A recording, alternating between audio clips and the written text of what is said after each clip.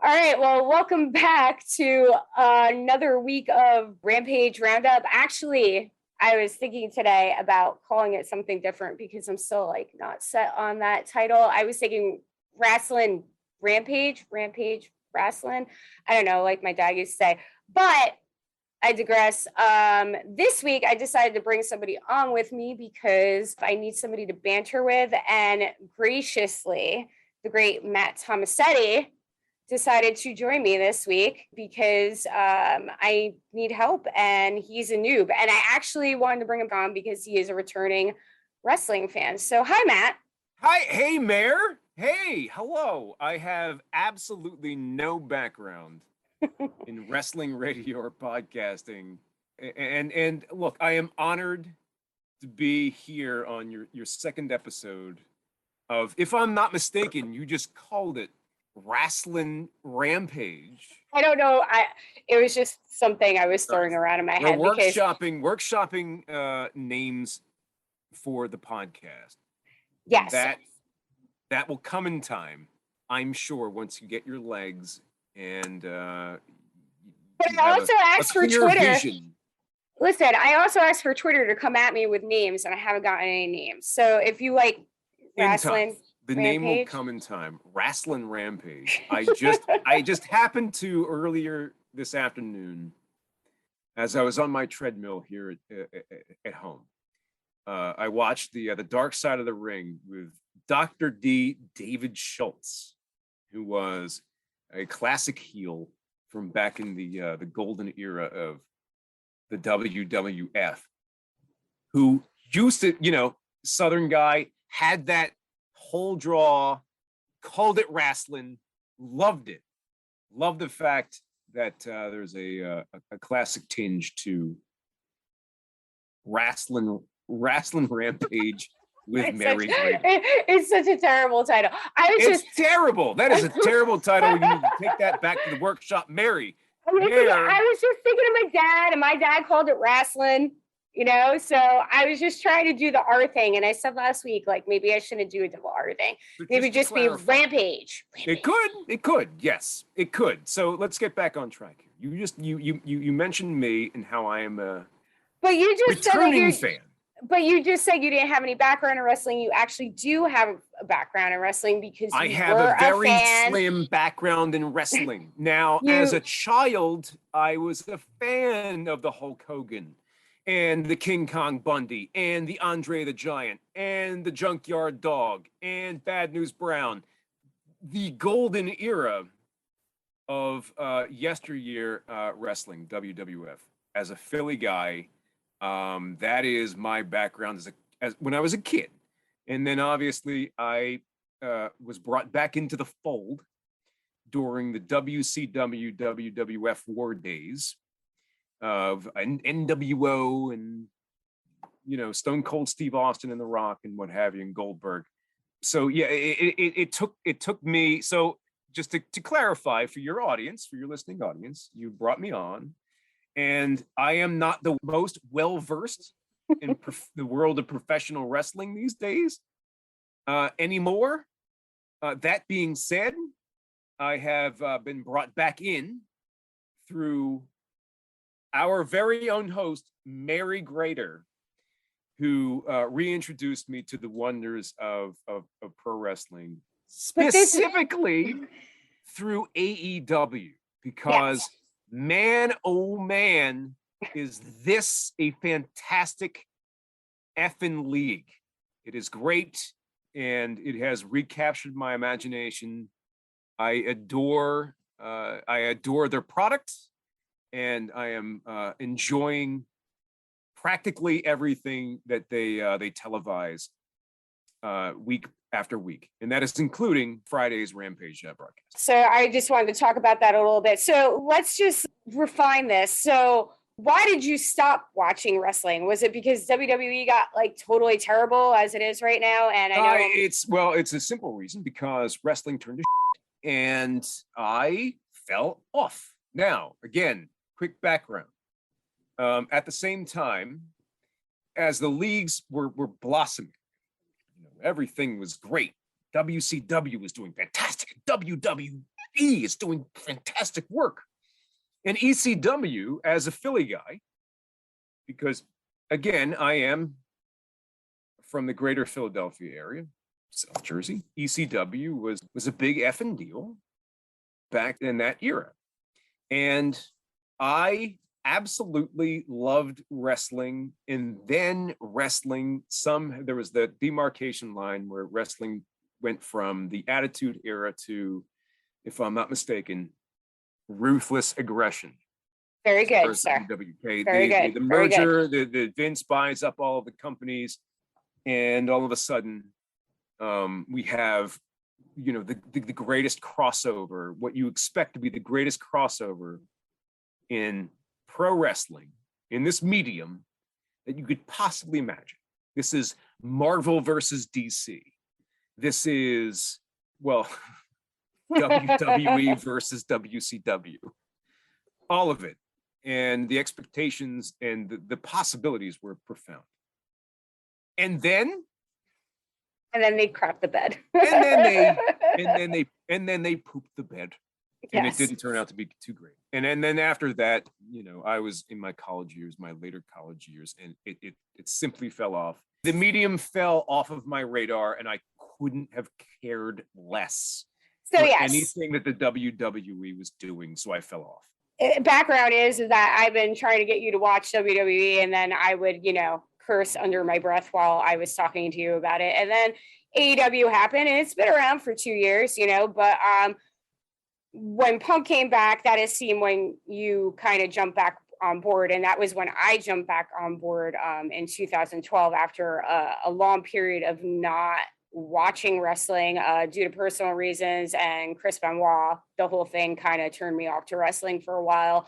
And then I found Punk, and that was the only good thing that was going on, because it was absolutely terrible in 2012. It might be worse now, but it was really bad then. And Punk was that, bright shining light. So I was hyping up Punk coming back, and I've been doing that for as long as you've known me. Yeah. So, I guess that was basically your entry back in. Yeah, so rightfully so. Look, I kind of feel like as far as AEW goes, there's going to be a specific line that is drawn in the sand. There have been people who have been following AEW since the beginning. And then there are those like myself who picked up at that all-out pay-per-view and suddenly jumped on board. And that was me. Now, I was, dabbling here and there as a non-wrestling fan, dabbling here and there and checking out AEW to see what this league was like. Because it seemed to be, as you and I used to talk about what this league is and what its potential would be, because it had such a significant backer. It's got money. It's got, people who are actually devoted to the craft, let's call it. And I wanted to believe. And when I tuned in, Chris Jericho was there, Brody Lee, whoever else was on that roster, because I wasn't paying attention to it. Orange Cassidy was cool. This dude, he wrestles with his hands in his pockets. You've always been an Orange Cassidy fan. You always brought him up. Been. I was like, that is a great gimmick. And then I don't have any background in the WWE, with the exception of catching a couple of viral clips from the CM Punk days, which certainly felt like it was. The CM Punk days of the WWE certainly felt like it was almost like peering back into the past when wrestling was really at its apex. But I couldn't have cared less for anything else. Don't care for John Cena. Don't care for RKG. What's his name? Your guy. What's his name? And here we go with the reason why I wanted Matt on the show for his great descriptions of wrestlers. WWE wrestlers. The guy with the hair, man. RKO the guy with the hair. RKO guy. Randy Orton. The tongue dude. And don't care. do not care, couldn't care less. And for CM Punk, who was on my radar, and with through my friendship with you being such an absolutely rock solid fan for CM Punk, never stood down, has back the whole time. Mary has been on that train since it left the station 8 years ago, and she would not get off until he came back. Mary has been there, and suddenly, the rumblings of CM Punk is coming back, and he's going to be wrestling again. We don't really know what in what capacity, but we know that he's going to be coming back. Super cool. And so I sat down with you, and I watched that pay-per-view, AEW All Out.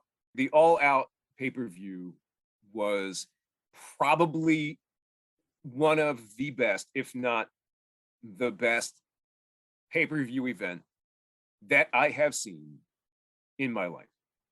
I can't think of anything, look, going back, The Rock versus Austin, or what have you, some classics, or Austin beating Vince over the head with a bedpan while he's in his hospital bed. Classics. But as far as pure distilled wrestling goes, that pay-per-view was fantastic. And CM Punk comes out, and he's introduced. Excuse me, that he was introduced. He wasn't introduced on the pay-per-view. No, he was already there. He was already there. He was introduced at the Chicago Dynamite, and then he wrestled for the first time at the pay-per-view at All Out. Yes, and we got Daniel Bryan that night too. So and you got Daniel Bryan that night as well. And I'm sorry, Bryan Danielson. I'm sorry. Hard habit to break. Bryan Danielson. Daniel Bryan Danielson. There's probably plenty of people in the industry who make the same mistake. So that was my re-entry into professional wrestling. AEW has brought me in, and I am absolutely, for lack of a better term, all in. Oh, Jesus. Yes, and this kid has been on more than me, because there was a period of time over the last 2 months that I wasn't really watching wrestling, even AEW, because I was busy, or I was just not in the mood. Busy or just not in the mood for wrestling. And I would get texts. And I would get texts about, are you watching this right now? I'd be like, I'm not watching it. So I have no energy for wrestling. I can't. There has never been a greater battered soul than Mary when it comes to wrestling. On the other flip side of it, it would be the torturous, you've got to watch WWE, and me having aneurysms while I watch the program. Exactly the point that I was trying to make.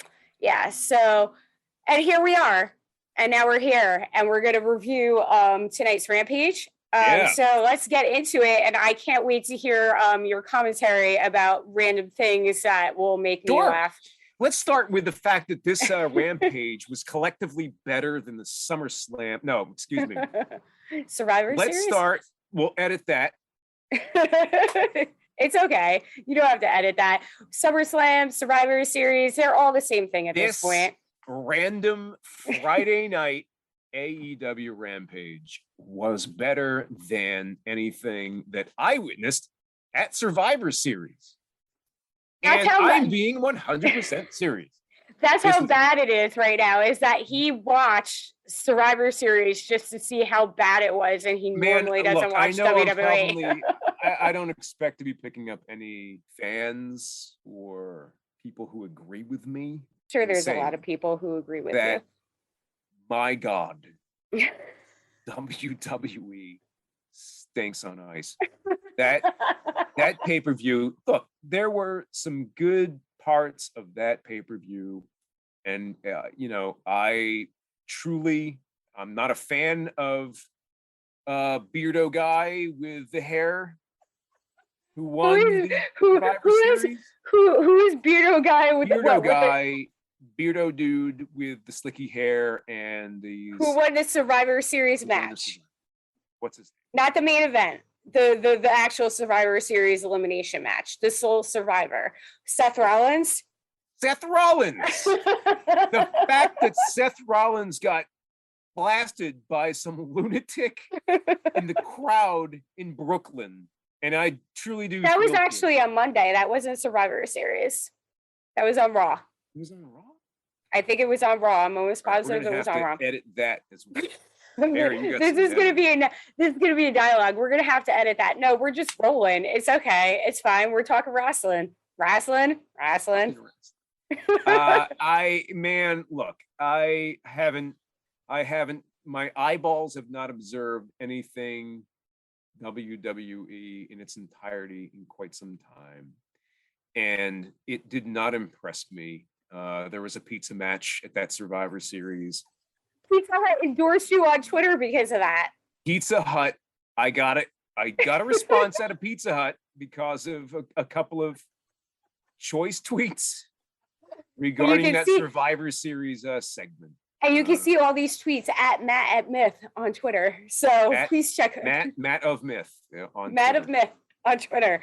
Yes, but you got an endorsement. So I mean, the whole night wasn't a complete wash. Sure, no, but let's bring it back to AEW. We're talking AEW. Okay, well, real quick, absolutely go ahead. No, please.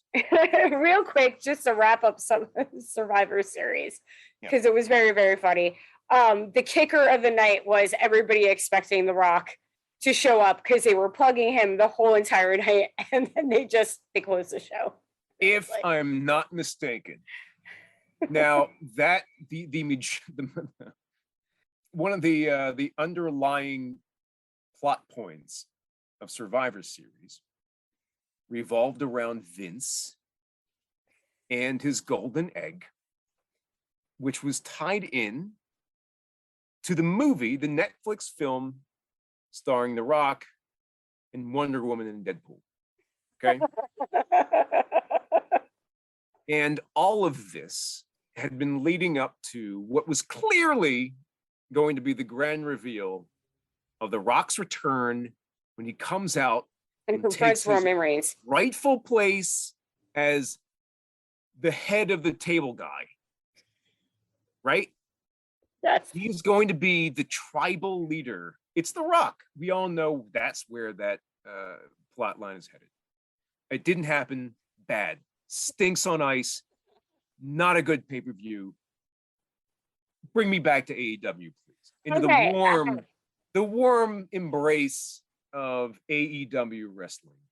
Of which all right, we could do that. All right, so first match.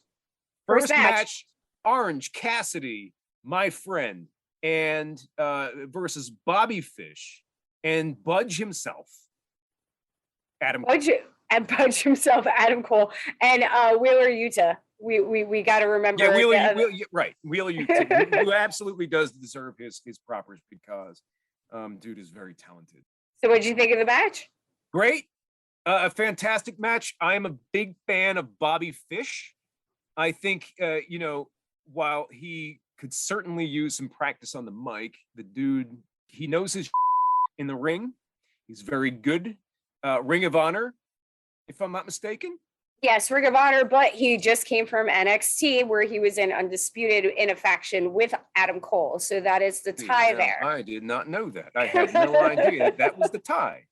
Yes. The sense that I got, because again, I did not watch NXT, don't watch any WWE products, was that he came in, Bobby Fish, very talented wrestler. And obviously, Kenny Omega drops the title to take some off time, much deserved off time. I'm a huge Kenny Omega fan. Holy he's probably the best in business. Love Kenny Omega, and the fact that he's gone breaks my heart. But you got to make some space for the other guys. And Bobby Fish, it feels like they brought in Bobby Fish, and he has been kind of like, batting average. Batting average. I mean, yeah, I think he's like 500. He's winning some, he's losing some. I mean, there was more of a discrepancy of the fact that Adam Cole and the rest of the Elite left him in the ring last week during their first match together. I spoke about that on my episode last week. But the whole tie with the Bullet Club and the Elite and all these guys that are coming, and they're coming into AEW, and that is the tie. They had a win tonight, though. Adam Cole is fire. The match was really great. Orange Cassidy had a whole bunch of moves that I was just like, how is he doing these things? He impresses me more and more every week that I don't like really know a lot about him. And then he'll just pull out something and I'm like, holy crap, this guy's really, really good. So I think it was a solid match. I want to see where the storyline goes. I don't really know what's going on with this right now, but it seems like this is going to be a few moving forward. Yeah, no, I'm right there with you. I love Orange Cassidy. I think he's a wildly talented dude. Again, the bit, hands in the pockets. He's springing up onto his feet from his back. His pants bother me. Well, look, they weren't. If I'm not mistaken, they used to be real jeans. Now they're not. That's what I'm saying. Like, I don't know what these jeans are. They're like jeggings. Like, I don't know. Whatever, man. Look, you need flexibility. You need to be able to stretch out in the wrestling ring. You get it. But that's his bit. I love the bit. Hasn't gotten old for me. Love Orange Cassidy. It seems like that they're tying Orange Cassidy to newer talent to introduce them into the main roster at AEW from AEW Dark, which is cool. I super like Orange, and every match that he is in is usually very entertaining. I think that Bobby Fish and Adam Cole are a great combo as far as a tag team goes. If they continue on that route, they should do it because, man, holy shit, they are both wildly talented guys. I think that there is a lot to achieve with these guys at the top of the roster that they are clearly leaning into. And I'm very excited for the future of the Super Elite in this capacity, because they were already a thing. Like, they were already a faction in NXT. So they were in the Undisputed. It was Kyle O'Reilly, Bobby Fish, Adam Cole, and Roderick Strong. Adam Cole and Bobby Fish are in AEW. We are now going to see if Kyle O'Reilly bails, which I wouldn't be surprised, and reteams with Bobby Fish and forms Red Dragon again, because that is the tag team they were in ROH. Very astute, Matt, that you knew that they were from ROH. And we'll see. I mean, the big thing, you're a big conspiracy theory, since we like to talk a lot about conspiracy theories with me, is that is Kevin Owens coming, and is Kevin Steen coming? And if Kevin Owens does jump ship, like everybody is thinking he's going to, he's probably going to end up with the Elite. I don't know if at first, I think he might come in as just some crazy heel like he did when he came in NXT, but it kind of seems like that's where they're leaning. He has ties to them. So hopefully we see Kevin Owens in AEW, because, I mean, he's doing great for what he has in WWE, but we haven't actually seen the real Kevin Owens, Kevin Steen, since he went to WWE. And I mean, it's the same thing that Daniel Bryan and CM Punk have kind of been doing. Like, they weren't really pro wrestlers. They're, what do you like to call them? Sports entertainment? Yeah, it's sports entertainment. You're not allowed to call them wrestlers. Wrestling has been stricken from the usable terminology. They are entertainers. We do not wrestle here in sports entertainment land. Yes, we don't. We sports entertain. We sports entertainers. This is the WWE. By the way, you're not allowed to say WWE. Are sports entertainers. So Kevin Owens, who absolutely, I mean, you can see it. You can envision it. The writing's on the wall. You can see the image. I don't want to call it the Titantron. the big screens above the entrance at an AEW event, you can absolutely see Kevin Owens coming out. Kevin Steen, however, he's going to be known. He's going to be known as Kevin Steen. He's known as Kevin Steen. Abso-friggin-lutely headed. That is not a conspiracy theory, Mayor. that is simply me being the as wrestling whisperer. Wrestling whisperer. You've heard it here probably 3,000th time in the wrestling world, because it's not anything, it's nothing new, not blowing anybody's mind by proclaiming Obvious. that Kevin Steen will wind up in AEW, but he's going to wind up in AEW. Sami Zayn, AEW bound. Oh, that's the other one that you have, Sami Zayn? Absolutely. 100%. There are wrestlers in that league who make no sense being in the WWE or being underutilized, who would be phenomenal in AEW. Yeah, speaking of like pulling a thunder, Sami Zayn actually won a match tonight to make him like a number one contender for the title. And then they announced right after that Brock Lesnar's suspension has been lifted.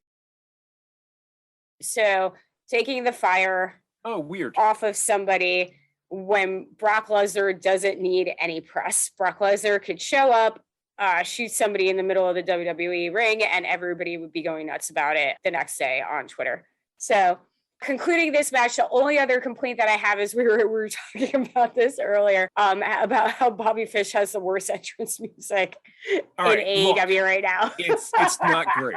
It's not. There are I'm sure plenty of punk rock bands who really don't even consider that punk rock. Who really dig on Bobby Fish's intro music. I'm not there with you. That is a track from the Damn Valentines. And that's a terrible band name also. Right, sure. the track name is Dance Away. I thought it was the Misfits. I also said like a low rent Misfits track. It is not. It is the Damn Valentines. Right on. Look, he loves it, clearly. I mean, does he? It works for Bobby Fish. Doesn't work for Mary.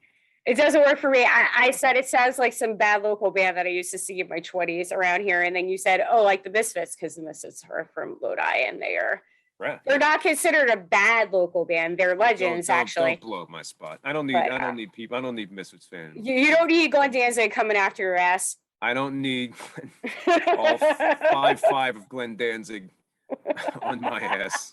I do not. No. Much respect to the Misfits, just not our cup of tea. So there you go. I think a fantastic, a great match with Adam Cole, Bobby Fish, and Orange Cassidy, and the other guy. But moving on, we are going to the next match, which was Britt Baker versus Rio. And I made a comment about her having Street Fighter music. I'm a very big music person. Sorry, guys. I go on tangents about that. And then I said that Britt Baker looked like she was fighting a child. And you snapped at me and said, I like her. You leave her alone. She's an anime chick. I love her. And I was like, all right, I'm done, man. I don't know much about Rhea. I like her. She's very, very talented. Just Britt Baker looked like a giant compared to her. So that was my point. Look, Britt Baker is arguably one of the largest, not the largest. Not largest like that. Very in shape, very fit, very. She is. She's Britt Baker could absolutely turn me into a pretzel without a doubt. Rio is wildly talented, despite her costume, right? Ring wear, what have you. Man, Rio is what the original AEW Women's Champion, if I'm not mistaken. Yes, she is. Okay. Rio is super great, and to see a matchup between the Queen, Britt Baker, DMD, against Rio, awesome. Enjoyed it. Another match that I happen to enjoy. You might call me a fanboy, folks. He's a fanboy. He loves it. Another good scrap, and I was actually hoping the outcome ended exactly the way I wanted it to. Upset. Some might call it an upset, with the exception of this guy who was like, I think Rio's going to take this. I actually thought. Very fantastic performance all around from both and a very good end. I like the fact that Britt Baker isn't put on this pedestal where she's simply unbeatable. She drops from time to time. Maybe maybe it's, a couple. She's got a couple of, she's got a couple of angles. Huh? Was that a dig at a certain female champion in another federation? Oh, absolutely. Yeah. Are you kidding me? Charlotte Flair dropped that title to Irish lady who I unfortunately can't remember. The man.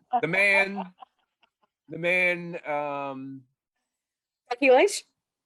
Becky Lynch. Thank you. Becky Lynch dropping that title at the Survivor Series. They didn't drop titles. We talked about this today. You thought it was a championship dropped the title match. She just lost. Leaving. No. She dropped that title. I still can't believe that wasn't a title match. But here we Survivor are. Series is, though. It's just champions versus champions. It's like Night of the Champions, but it's another pay-per-view. They just keep doing the same thing over and over. So Britt Baker kind of, I have this fantasy match in my head where Britt Baker and Charlotte Flair come together in AEW and finally face off, because that would be a very good match. A very good match. My God. That would be really, really good, actually. It really would. And I hope that someday, somewhere down the road, that we will see that. That being said, it wasn't tonight. Instead, we got an awesome match with Riho and Britt Baker. And Britt lost. I thought it was a solid loss. I thought it was great. I like the angle that they're moving toward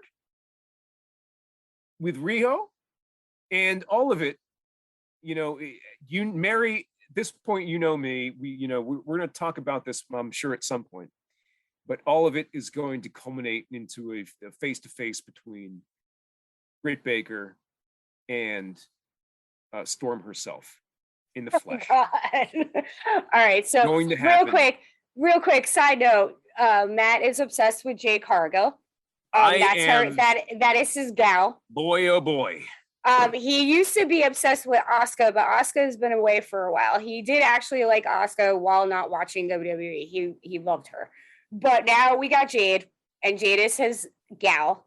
In AEW, let's also let me point out that in the Royal Rumble earlier this year, I called, what did I say? Say it. I don't know what you called, actually. I don't remember. Well, listen, Rumbles bleed into me for what did Asuka win the Rumble this year? I don't think Asuka won the Rumble this year. No, she totally didn't. And he's Googling it right now. So while he does that, going back to the match, what do you think, though? How long does Britt Baker actually hold on to this title? Not talking about the TBS championship that is coming up with your gal in the finals and stuff like that. How long do you think that Britt holds the title? Because I think she's going to be holding it for much longer than people think. I agree. Look, Kenny Omega held on to the AEW title for over a year. And Britt has she's got the chops, she's got the skills, and she's got the audience to maintain that title for the foreseeable future. Yes. That being said, there is a showdown coming. Now, where you and I diverge, because we've talked about this privately, off of the podcast here, you and I have talked off the books, off the record. Off the record, we've talked about this, you and I, about where the women's title is going, how it's going to end up. Now, you, Mayor, like the TBS. Okay, we're specifically talking about the TBS inaugural. Sure, but yes. The TNT championship is headed TBS. TBS championship, because they're moving to TBS. They're not going to be on TNT anymore. Okay, sure. Thank you.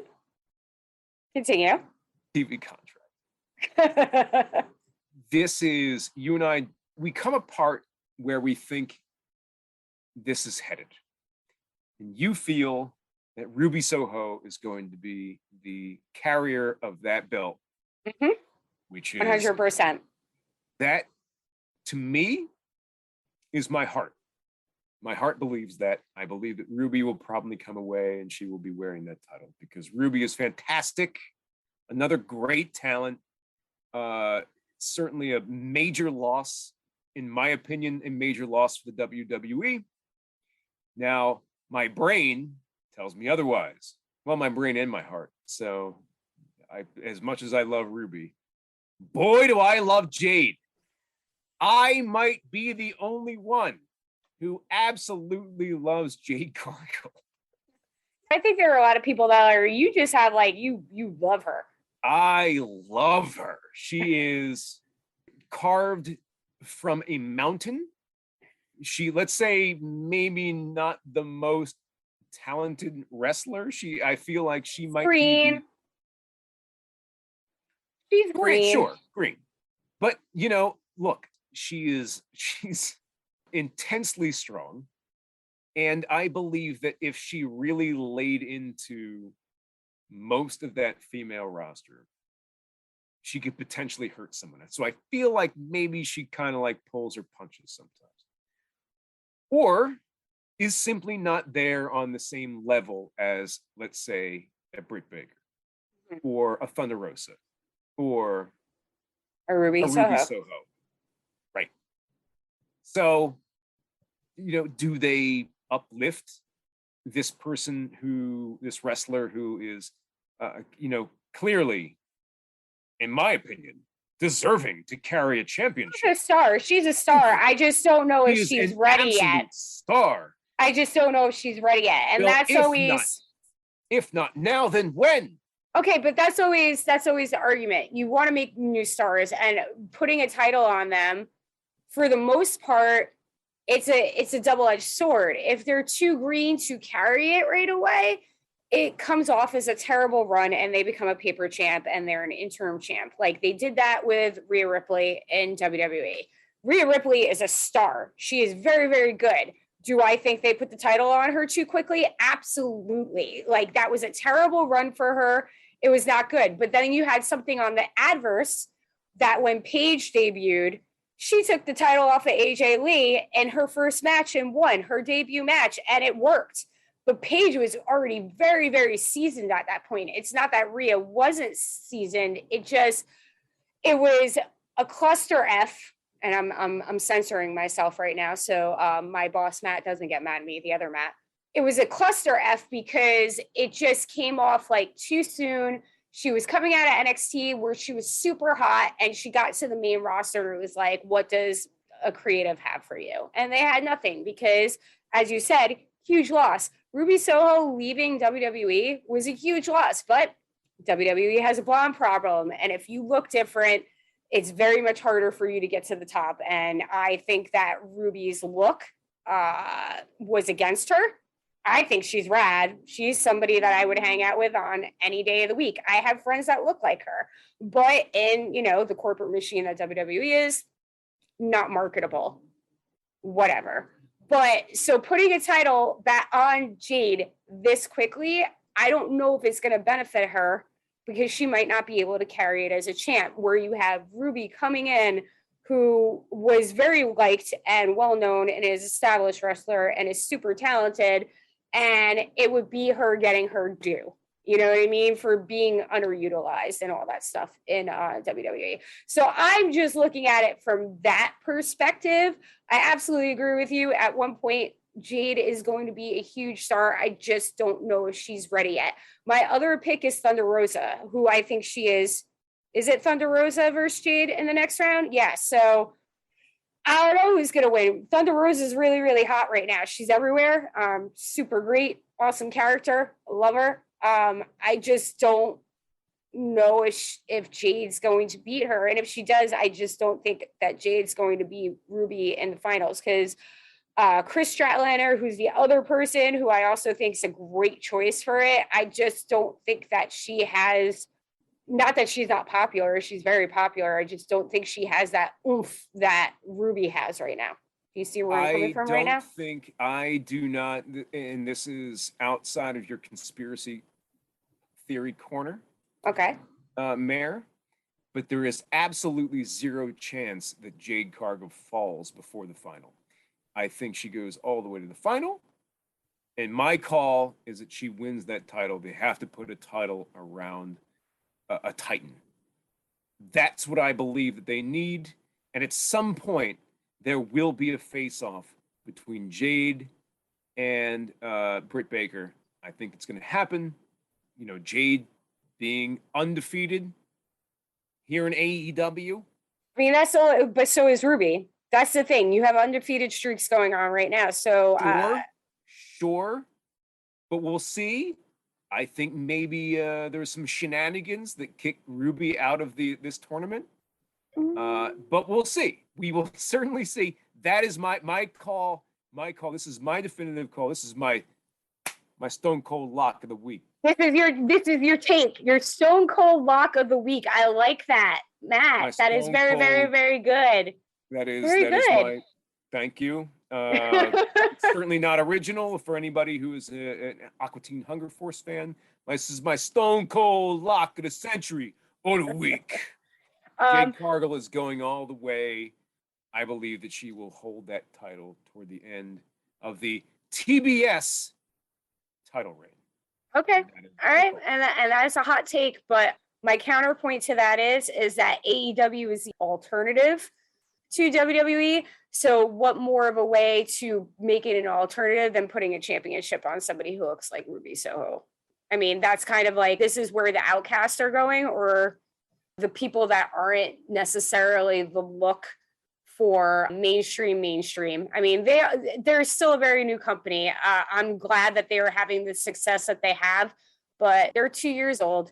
So they are still the newer outcast, different mainstream thing going on right now. But I say Ruby Soho. So wrapping it up. Good match between the two of them. Upset win by Rio. We'll see where that goes going forward. Not an upset. Decisive, fantastic, excellent win by Rio against the champ. The champ. The doctor. Yeah, the doctor. Fantastic. Very, very good.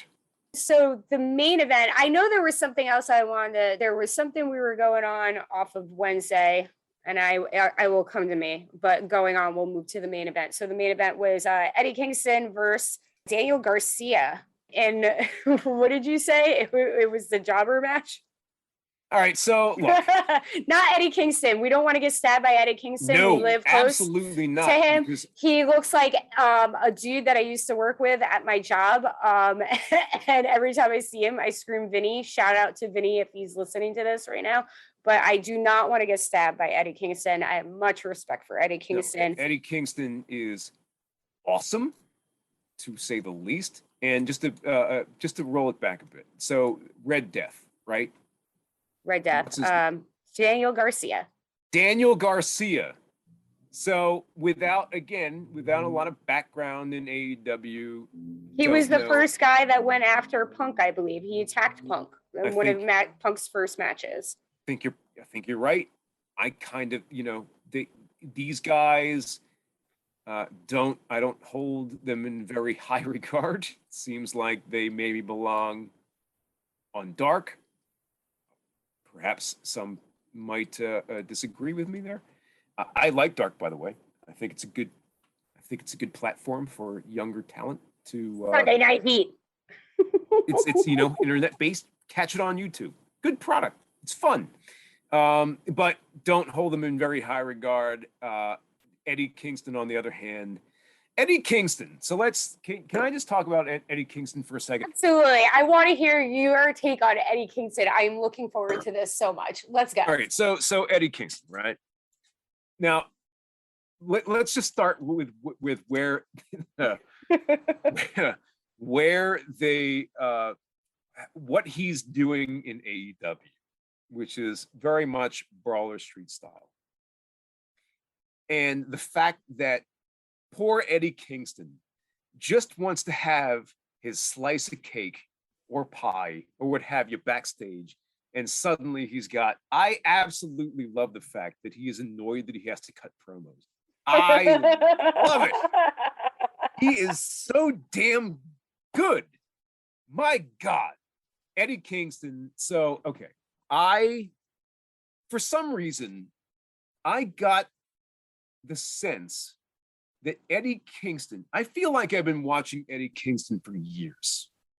You get that feeling from him too, yeah. Despite the fact, and by years, I mean decades. Eddie Kingston is 2 years younger than me, which is depressing. But I feel like Eddie Kingston, I feel like I've been watching Eddie Kingston wrestle since the ECW days. The first time I saw Eddie Kingston, I'm like, this guy, this dude definitely wrestled in ECW. Sure of it. Absolutely sure. And then I was, thinking back to, there was this one night where you and I were hanging out, and Mary here, she popped on an old DVD from CM Punk matches, from CM Punk's early days. And in one of those matches, it was taking place in like a parking lot. The stripper pole match. And then the match migrated into a strip club. And that was versus Homicide, by the way, just to put that out there. It was versus Homicide. No, that's what I'm saying. Is it like I mistook Eddie Kingston for it was Homicide in that match, in that particular match that you were right. Yes. For some reason, I tie in Eddie Kingston with this old school style of Attitude Era professional wrestling that I absolutely adore. Eddie Kingston was never in ECW. Maybe I've just clearly conjured that in my head. And Eddie Kingston never wrestled CM Punk in a strip club. But for some reason, that's the image that I have in my head. I love Eddie Kingston, and I love his style. I love the way he holds himself. I love the swagger. I love the whole, I'm from Yonkers. He is the most New York professional wrestler that I can possibly think of. My favorite comment that I've had or have heard about Eddie Kingston was my friend Gaetano was over the house and we were watching AEW, and I make my friends who don't watch wrestling all the time, and they hate me for it, but he's okay with this. And he goes, "That looks like some dude that we went to high school." He absolutely looks like, he was like, if you are from that guy. the greater New York area, which I am from, absolutely know someone who looks like and speaks like Eddie Kingston. And they simply do not give a flying F. That is, I love when anything having to do with Eddie Kingston, I have loved so far going forward. Obviously, he's been propelled to this next level, if you want to say, after the Full Gear match with CM Punk, which was also great. I think that another thing is that it has been kind of a staple on AEW that it's been Mox and Kingston in the main event matches. Somehow, like, Moxley is always in there, and like, even though Mox is out right now, and I hope he gets better really, really soon, I'm glad that they didn't take that spotlight away from Kingston and they continue to have him in the main event matches. Because if this was WWE and that happened, like they were in a tag team and Dean Ambrose or Jon Moxley had an injury or he had to be taken off of TV, Eddie Kingston would have went right back down the line and he wouldn't be featured on anything anymore. Well, can you actually take a moment? Take a moment. You, the listener, here in podcast land. Think about it. Daydream. Kick back. And actually think about Eddie Kingston in WWE. It would never happen. It would never happen. But what I'm saying is that if you took this and he was, let's say, he would never be on, that would never happen. Never happen. But if he was in that light where he's been with Mox and Mox got injured and Mox is the star, you know what I mean? Not that Eddie Kingston is a star. Eddie Kingston is great. But I'm just saying, in that view, if that would have happened in WWE, Eddie Kingston would have went back to the line. He would have been off of TV like immediately. He would have been in catering, eating food with some other guy that they're not utilizing right now backstage.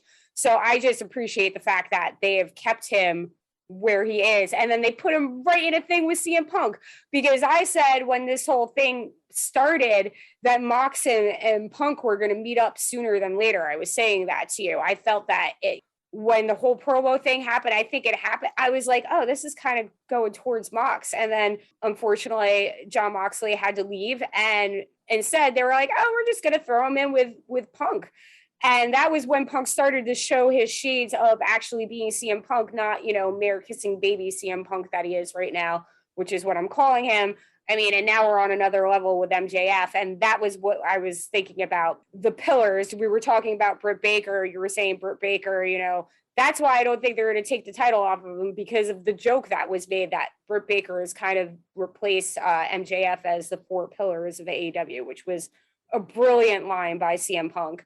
But yeah, so I just appreciate the fact that they didn't take Eddie Kingston out of the light that he was in, and he's killing it, man.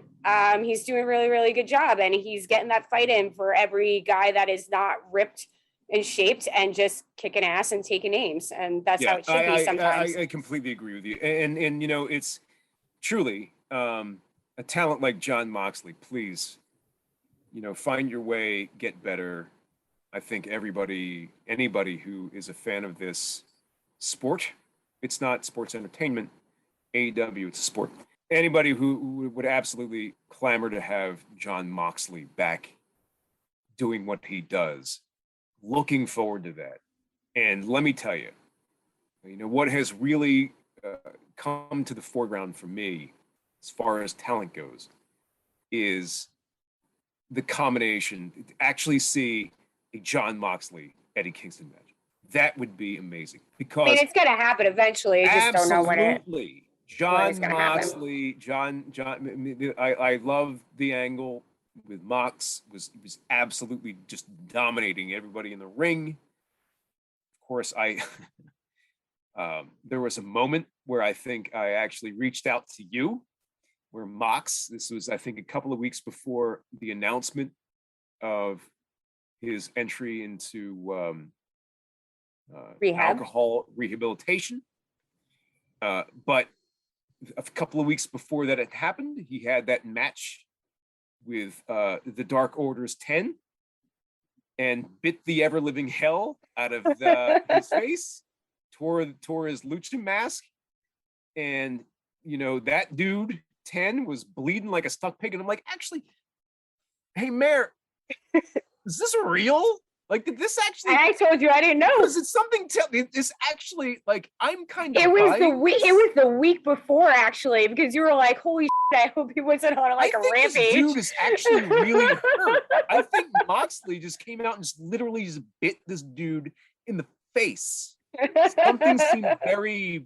Something seemed very vicious, and real, tangible about that moment in the ring. And then I guess I think it was the week later. The week later, the announcement that Moxley was entering into rehab. And you're like, holy crap, it's real. I was like, wait a minute, maybe was that real then? Maybe he was just absolutely blitzed. Because we were talking about the progression of him, about like, he makes his entrance, he goes in, he doesn't like do any show, like blah blah blah. And you were saying like every week you're like, he seems to be getting like more pissed off. Yeah, every week he was coming in, he was throwing more stuff and blah blah blah. And then the culmination was this match against Ted, and he bit his face. And you were like, whoa, did he bleed? Like, what's going on right now? Like, was that didn't seem? It really didn't seem. I didn't know. I didn't have an answer for you. I do think it's part of the bit I explained to you, because you weren't very well versed in Dean Ambrose when he was with WWE. No, I have zero background. And he was known as Dean Ambrose. I have no background. When Punk walked out in 2014, Dean became my go-to guy before AJ Styles showed up in WWE, who is another one who I would like to see show up in AEW. I don't know if that's going to happen, probably not, but it would be really nice to see AJ Styles in AEW. AJ Styles will be in AEW. He's talking about retirement. Yes, he does. He absolutely does. But anyway, I digress. My point is that Dean Ambrose was my dude. And if you went back to what he did, I just finished his book today. Great read, solid read, awesome. It gets you into his mindset. That guy is a trip. I would love to sit down and hang out with him at some point and just talk to him because he is on another level. But his history is hardcore matches and death matches. And he was in CZW and he did that whole bit with light bulbs and all that stuff, having Nick Gage. Matches with Nick Gage and stuff like that. So when that whole bit happened with the mask, I was like, oh well, this is kind of part of the course. I mean, it's not something that like Jon Moxley hasn't done before, but when you asked me in that moment, I really didn't know if it was real or not. And that's the good thing about AEW is that when things happen there, you're not like, that's fake blood, or I don't know where it's going to, because WWE hesitates away from so much of that stuff. I mean, listen, I have a level of violence that I like in wrestling. I do not like death matches. When they had that match with Chris Jericho and Nick Gage, I did not watch it. I had it on in the background. I did not pay attention to it. I skipped that episode of Dark Side of the Ring. It is not, I don't like gratuitous violence like that. Even horror, like too much blood is too much blood. Not my cup of tea. But, then there's that level of ECW that I was okay with. But after ECW, it kind of took its life on its own and it got super ultra violent. But in that moment, I didn't know if that was real or not. And, and then he got called out and it was like, oh crap, was that real? Was he like having like a rage? I don't know. I mean, crazier things have happened, right? So that's it with that. Yeah, I mean, that was, the Moxley angle was a very interesting one up until the point where he has entered into his rehab. It seemed like the aggression angle was if that wasn't the angle where he just simply came down from the crowd, from the rafters with Wild Thing playing behind him and kicking the guardrail open to get to the ring and then completely dominating whoever he was wrestling and then just leaving in a huff. If that wasn't the intent, man, oh man, that was an amazing sell, whatever the case. He's so good. I mean, he is boy, holy just hell. Another example Let's keep in mind Rusev. Oh, Miro from Bulgaria. Miro took over the role of Jon Moxley in that tournament. Mm-hmm. And obviously Miro took the fall to Bryan Danielson in that entire angle. And my conspiracy theory maybe was Dean was going to win. Was that Dean or Dean. John, sorry, we're too many names right now. Too many. We got Miro. Jon Moxley was going to win that and potentially face off against Hangman. Kenny Omega. See, too many names. Hangman Page. Oh my God. Page. That was I actually do wonder if that was going to be the angle. It wasn't Hangman Page. It was Omega. Well, now it's Hangman Page. At the time, it was Omega. See, I wasn't wrong. Omega was a champ at the time when the qualifying for the number one contender happened. Thank you. Okay, so my point is, I think you're right. I don't think, and I said this to you, when Bryan Danielson came in, Bryan Danielson doesn't need a title right now. Bryan Danielson came in to just prove what he couldn't prove in WWE, and that is that he's the best wrestler on the planet. And Kenny Omega is also the best wrestler on the planet. So that whole feud between Bryan and Omega, I don't think that there needed to be a title on Bryan. And like, it's this old adage that like people have been like, oh, you know, like, why isn't Punk in that tournament? Those two guys don't need a title right now. And it's the same complaint that you would make in WWE, bringing in a guy from the outside who's a huge wrestler and putting the title on him right away. And everybody gets annoyed about that because you don't build wrestlers that way. Those guys don't need those things. I think very much so with Moxley being pulled out, they changed the storyline. And that is why now you are seeing a Daniel Bryan heel going up against Hangman. Everybody knew Hangman was going to win. Obviously, Omega's got injuries. He had to go out, but everybody knew this was a culmination of 2 years for that storyline. Page was going to win.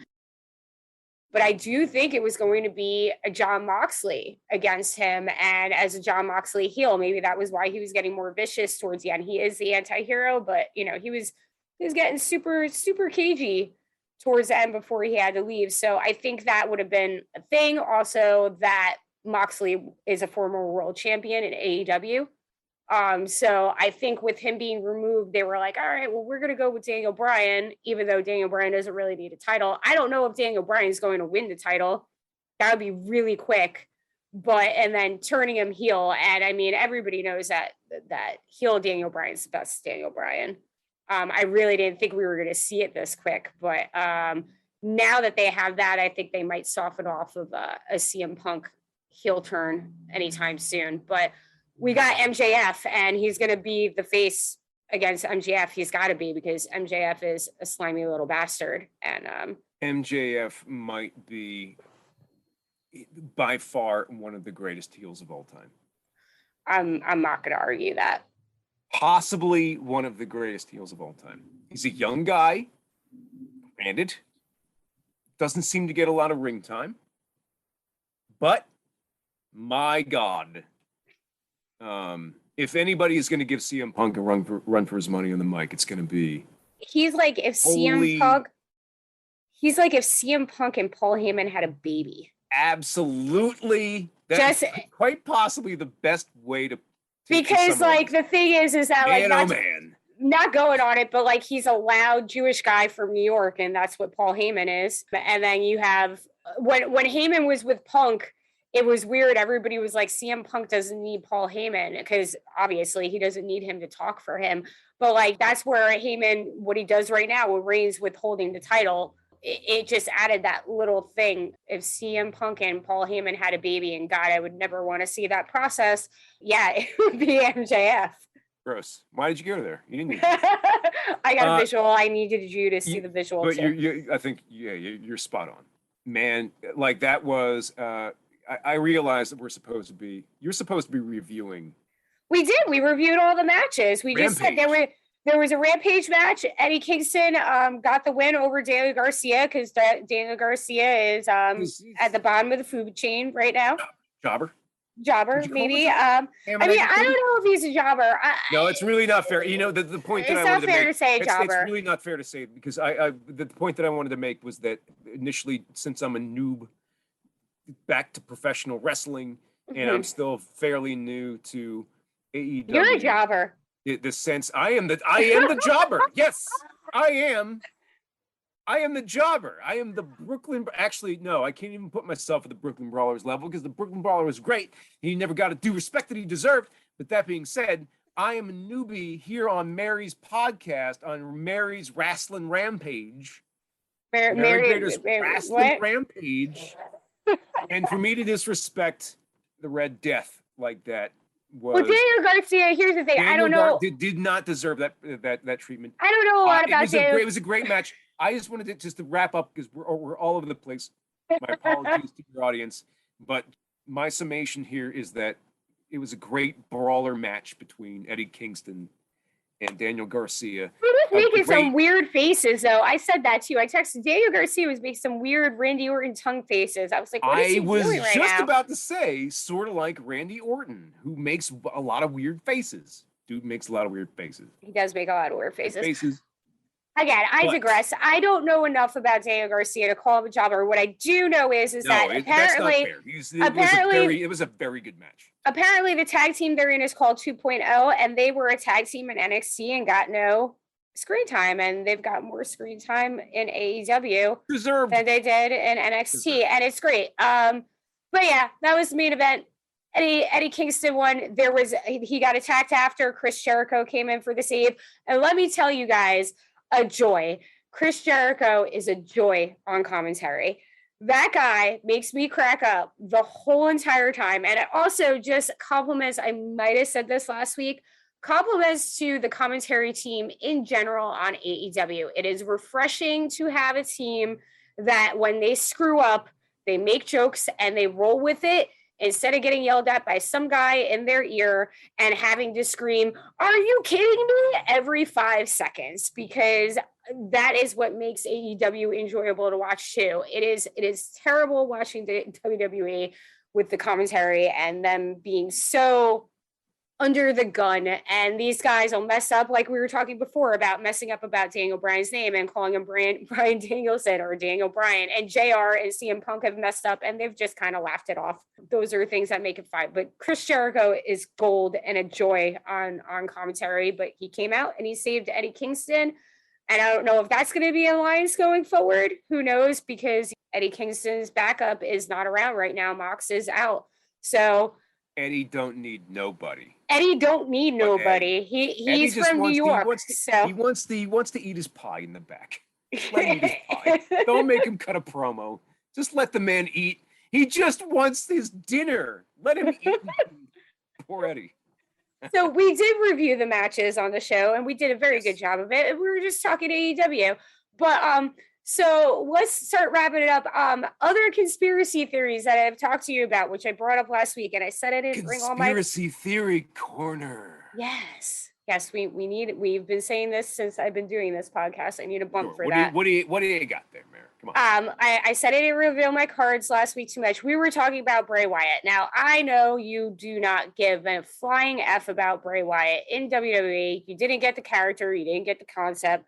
But we have been talking about how we both think that he's going to show up as the new leader of the Dark Order because of his ties to Brody Lee.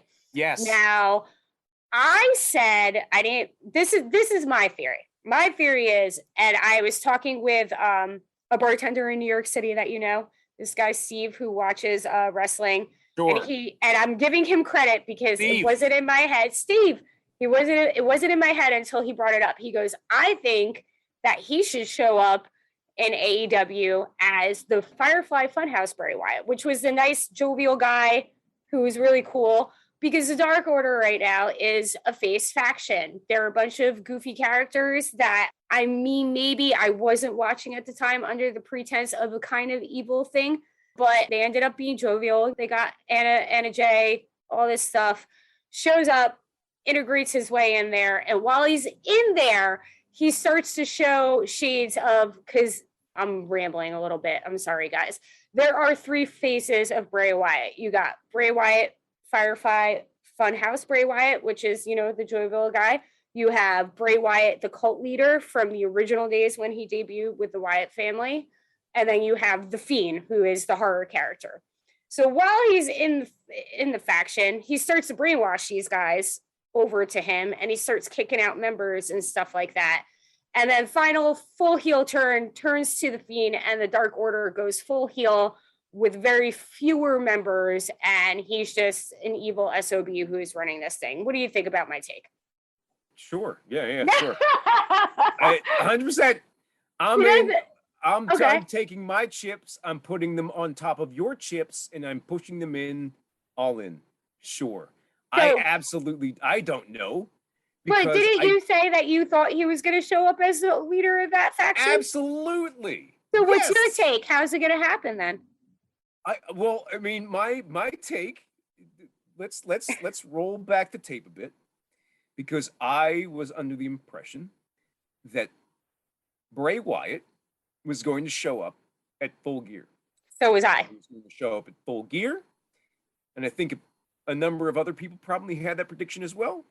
I don't keep abreast of the contractual obligations of professional wrestlers. Well, he was released Halloween weekend. We talked about this, so it was fine. What better way to keep up the fire of AEW's pay-per-views by bringing in new talent.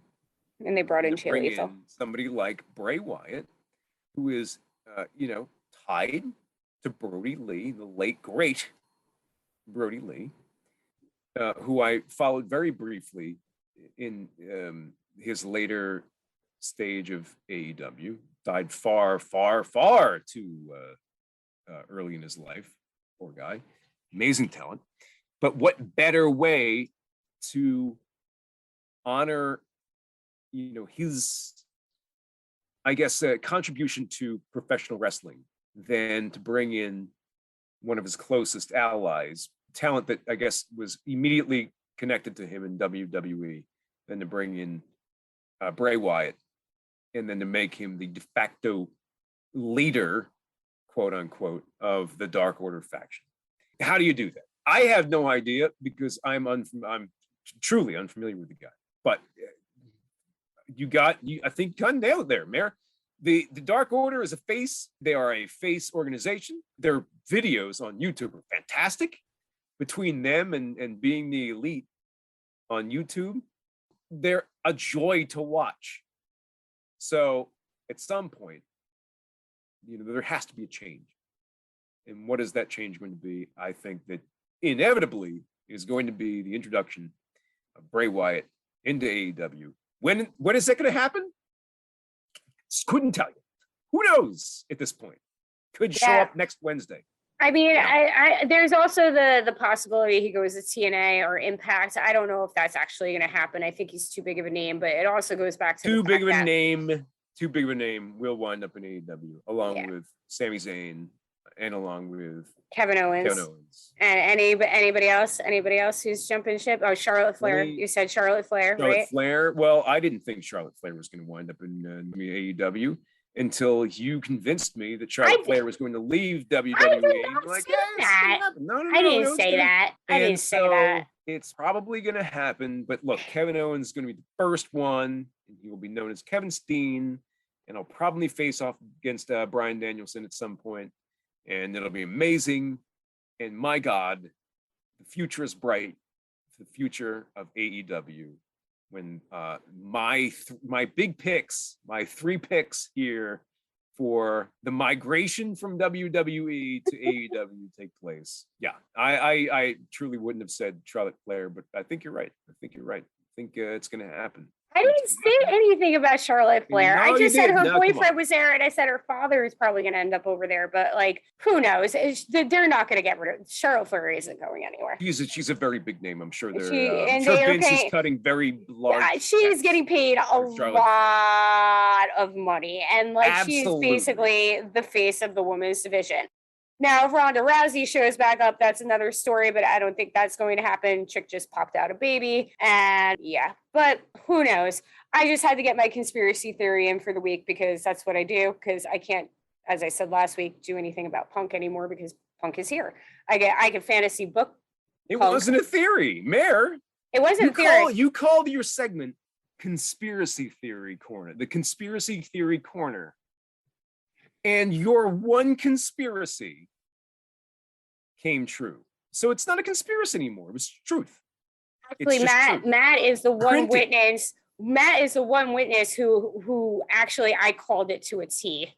And I called everything right with his debut when he showed up, all that stuff. So absolutely, 100%. Mayor, you get all of the credit. Truly, you have been riding the CM Punk train for a very, very long time, and it came true. And for that reason, you hold a whole tremendous amount of cachet. Some would argue otherwise. Here in the world of professional wrestling, and specifically in AEW, because this is the future. This AEW is the future of professional wrestling. I said it here on your podcast. Me, a nobody who has no idea about anything, as right, the wrestling whisperer. It is the future. It is the future of wrestling, and I will say that this podcast is the future of wrestling podcasts. wrestling broadcast. And I could take shots. I could take shots at, the big guys out there. Good. You do it. Please don't. I'm not going to do that. Point being is that, Mayor, there is no better place for someone with your knowledge and your talent to land than here on this podcast network. The WWE podcast, unofficial. On the WWE podcast, available here on iTunes and wherever you choose to download your favorite podcast. I truly believe that you will begin to flourish and grow along with this fledgling league that is catching fire right now and is actually making this medium exciting and fun again for someone like me who really didn't give a to ever come back. Okay. And look, I don't even, he's my promo man too. So on that note, I guess we can wrap up the show. Thank you so much for joining me. It was fun. I like when you say bearded man, dude, and wrestling guy #1. That's always appreciated for me trying to figure out. And you didn't say anything annoying about WWE today to make me really crazy and lose my mind. You got another 45 minutes. We can do this. We can do this. I got plenty of hot takes. Oh God. Yeah, I mean, as long as I'm not being forced to watch Vince talk about a golden egg and all that wonderful stuff that Mr. McMahon does over there, I'm a happy camper. But yes, so on that note, we will be here next week. Maybe I will drag Matt back on. Maybe I will get somebody else. I was thinking about hitting up my old partner from my old wrestling show. Ooh, who's that? Next week. He's called Keep It 5-Star on Twitter, Mr. Kyle Lewis. I was going to reach out to him today, but it seemed like way too much last minute. So I might try to get him on next week. We'll see if he's available. He's a busy man. He's a comedian. But you're great because you listen to my rants and I just feed off of yours. So this was a good show. You know your stuff, Mayor. And thank you for having me. And thank you for anyone who's really lasted this long in this podcast. Hell yes. And I'm sorry. I am not nearly as knowledgeable as anyone out there in the listening audience.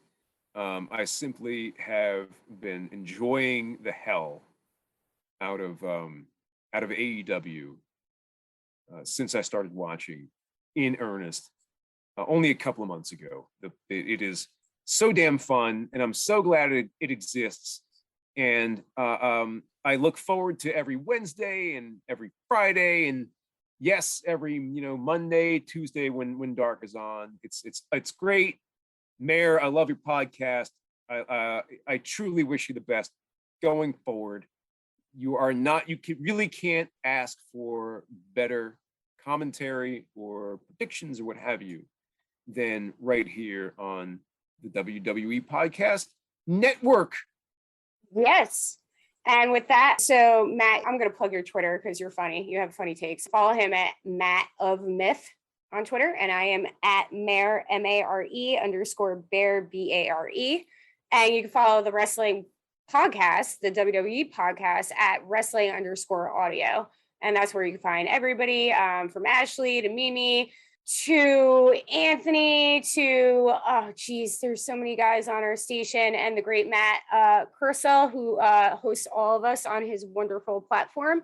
And yeah, that's it for this week. So take care. See you guys next week. We will be back with a new episode. Please.